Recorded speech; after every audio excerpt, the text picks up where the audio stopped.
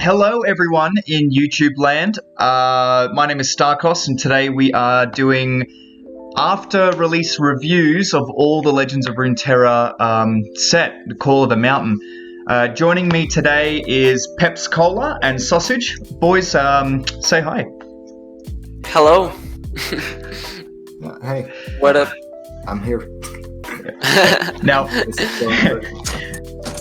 do not be fooled by his appearance. Sausage is here. He just, his webcam's not working, so we put up a picture of Doom Beast because it looks just like him. You see my luscious locks? The luscious locks and those dead eyes.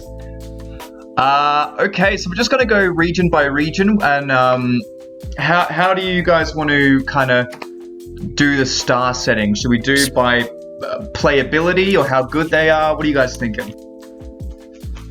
So in my mind, like 1 star is just a garbage card. Yeah. Or like a total meme, like Smooth Soloist maybe. And then 2 star is like something that has potential, but is probably just bad. Okay. 3 star is like a decent card. Yeah. 4 Sometimes sees play. 4 star is like a solid competitive card, and then 5 star is just like nuts. No, it's like people build a deck around it type thing. Or it's something you can just like put into a lot of decks, and it's just very good. Yeah, I think that rating is really good. So we'll get started on all the Bilgewater cards. Our first card here, Monkey Business. 2 mana slow spell. Summon a powder monkey, plunder. Summon another powder monkey. My first impression of this card, like not great. Like it's 2 mana and like it's doing a little bit of damage and it activates your other plunders, but like it doesn't do any. It has 0 longevity on the board, right? The monkeys are going to die regardless. So my initial instinct, probably a 2 mana card. You might see it in some Bilgewater decks, maybe some aggro decks, but it's not going to see a lot of play at all. Yeah, I think that's a good description. I will say it's like really, really good in GP Sage, in my opinion. It just allows the deck to level the champions so much quicker. But yeah, besides that, I don't like the card very much. So I actually have a completely different opinion. I love this card. Whoa! Yeah, it's not Gangplank Sejuani, obviously. I think in any deck that would want to run Monkey Idol, this card ends up being better than Monkey Idol. Really? Better than Monkey Idol? Usually, yes. I think this card also has a lot of potential for Bilgewater burn archetypes. Like a pirate burn type of deck could fit this in for sure. And the one thing that I like, the strongest thing I think this card could do is it could empower the fresh Gangplank deck very heavily, like the Keck control deck. Because this is a way to actually level up your Gangplank, except for Monkey Idol. Because the way Gangplank Fresh worked in the past is it was basically not leveling Gangplank at a reasonable rate unless it drew Monkey Idol. Right. And this card can definitely help that. That makes sense, because like the point of Thresh pulling out the Gangplank is like right, like the pre-leveled Gangplank is not really worth it, but if you can level them consistently on that like turn 5, 6, 7, then it's really powerful. I can see that. Help level up Thresh. Like making ephemeral monkeys would help level up Thresh as well. So I will rate this a 4-star card. I really 4-star card on Monkey Business. 4 stars is so much. Wow. I think this also is gonna get better when we get Tom Kench.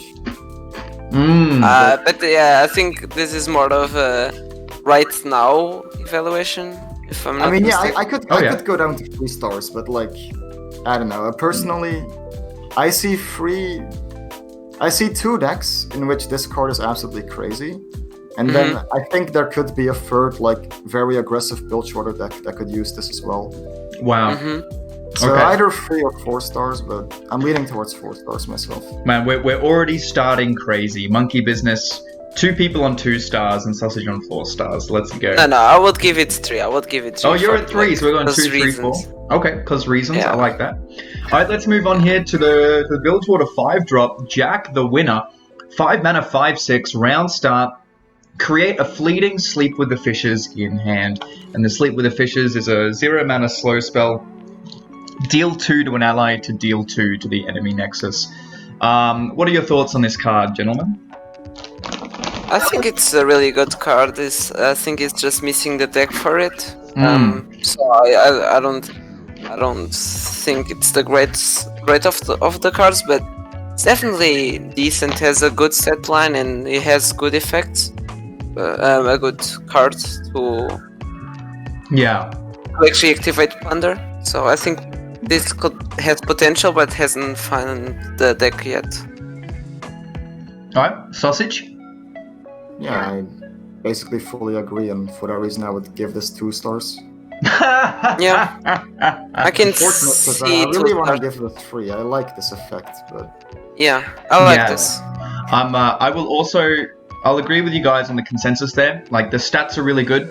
It'd be much worse if it was a 5 mana 6/5, but having that buff health stat means it's going to stick around for longer, which means higher chances of getting a Sleep with the Fishes. I think it's a really good control card where you just play it and then like you can burn your opponent out over time. But the deck hasn't been built yet that really utilizes it. Drawing a card for free each turn is also really good, right? Like you can combo the it's a really good effect. and like bloody discard effects or maybe a Piltover. So I'll rate it 3 stars.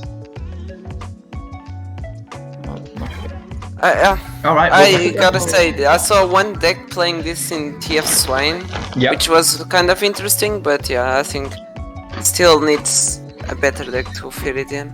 Wow, TF Swain, that's pretty good because it can stun the opponent's board too. That's spicy. Yeah. I think if it was not like slow, it would fit like TF Swain a little bit better, but yeah, because it's slow, it's like in some niche situations. I think in a meta where you actually need more Rexes than one, I can see playing this card just to have more consistent Plunder Enabler, which was the problem. Like once in a tournament I ran 2 Rexes for the Rex mirror and the TF Swain mirror. And it basically lost me a lot of games because I didn't have like a good way to Plunder Enabler, and I didn't have the good Plunder Enabler. So I think I wonder if you could play this in like a Vladimir deck, like you use the Sleep with the Fishes on your like Crimson Curator and to draw another real card. I don't know. What I want to look into is running this in like a very aggressive Jinx deck, where it could serve as discard fodder or like extra burn finisher. Yeah, it's an interesting idea. That's interesting for sure. I think sometime like a really smart guy will actually build a good deck out of this, but right now it's a 3. Yeah, I would change my rating to 3. I think it has a lot of potential, sure. Right on. We're moving on next to the Demacia cards. 2 Demacia cards here. We'll start with the Screeching Dragon, 5 mana 4/5, Challenger and Fury. I think it's just a really solid 5-drop. The stats are pretty nice. 2 really powerful keywords. If you had consistent ways to like heal it or give it Divine Shield to keep it alive and constantly trigger the Fury buff. But I think when compared to other dragons in the 5 mana slot, doesn't really compare to the other 5 mana 5/5 dragon. But it's I think this is better than the 5 mana 5 dragon. But I also think it's better. Yeah. I think the Challenger really pushed this. Pushes it over the edge. I think it's smart that they didn't do this at Targon, because this would literally be an auto include in every Dragon deck. Not even Dragon deck, in every Targon deck. You know, I think I agree with that analysis, is that if this wasn't a Demacia card, it would see play. But considering that Demacia has so many great 5-drops already, it's really competing for that slot. I agree. I love the power level of this card. It's just, it's too weak compared to the other cards that you could play. So for that reason, I'm going to give it 2 stars. I won't give it 2 stars because another thing that this card really buffs is Remembrance. So that's really good. Like, so I'm not evaluating the card completely, but it just means if you get this from Remembrance, you are not sad, right? It's still a solid card. So I would give it. It's one of the best remembrance pools, but I don't think that's a fair way to rate it. Yeah, personally, I think this card, if the Dragon archetype ever takes hold, this will be one of the strongest cards in it. Yeah. I think the combination of Fury and Challenger is really strong. Yeah. Yep. However, yeah, mostly like, unless you are running some Allegiance deck that splashes into Demacia, it's really hard to make any sense of this when you have like Radiant Guardian available or Swiftwing Lancer. Yeah. Which Yeah, is Not getting. For that reason, I still think it's a solid card. Like, I think this card is on a competitive power level just on its own as a thing to slam. So Yeah. I will give it 3 stars. 3 stars. It lacks synergy right now. Yeah. All right. I think that's the biggest problem. Like one of the biggest things is its keywords, and there's not a lot of payoff to run these keywords, right? Yeah. Besides Challenger. Challenge is always good. Yeah, like it's good for pinging off early game minions, like a 1-drop or a 2-drop, which is where when you play Remembrance turn 3, I could see it being really good. But on turn 5, you're not really guaranteed to get that value. You might just be trading it into one thing and it kills itself. And if that's the case, you would just want to play Swiftwing Lancer, because that's also going to draw you a card. Yeah. Especially in Demacia, like Demacia has problems with draw and running like out of value, so Swifting Lancer actually fixes some of those problems. Especially when you get that Vanguard lookout, right? Yeah, exactly. Everyone's favorite 2-drop. Yeah. Alright, well, we're moving on now to the 8-mana spell for the Fallen. 8 mana slow. When you summon an elite, reduce my cost by 1. For each ally that died this round, summon a Dauntless Vanguard, 3 mana 3/3. What do you think on this card, Sausage? Like I said to you in private, I feel like this card just reads counter Ruination. Yeah. And I have not seen Ruination in a while. Yeah, not in the current state of the meta. Yeah, that's true. I just haven't seen the AoE board players in this. Like, we have Avalanches, but I think in an elite deck, usually 2 damage AoE wouldn't be enough. So, I really want to like this card. I just don't see it. Yeah. I'm gonna give it... No, this can't be a 1-star. I'm gonna give it 2 stars. I knew it. I knew it. Like some potential, right? It has some potential for sure. Definitely. Shock? Yeah, I think this in the last meta would be actually decent in every Demacia deck. I think it will be an interesting like meta call for sure in a tournament, or I don't know, ladder.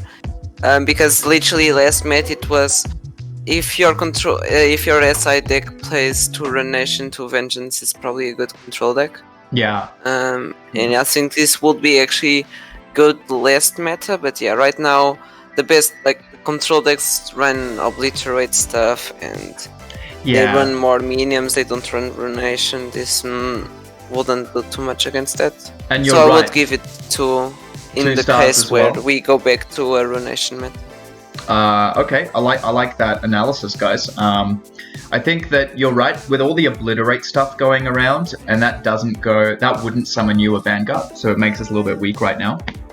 But I think as the meta evolves, this card will definitely see some play. Any card that has the capacity to be 0 mana is always a dangerous card to look out for. Even if you had like 2 of these and they were each like 3 or 4 mana, and your opponent kills 3 minions and you can play 2 of them and summon 6, I think like capacities like that also make it really good. I think people are sleeping on this card, but it's actually going to be one of the power cards for Demacia as the meta evolves, I think.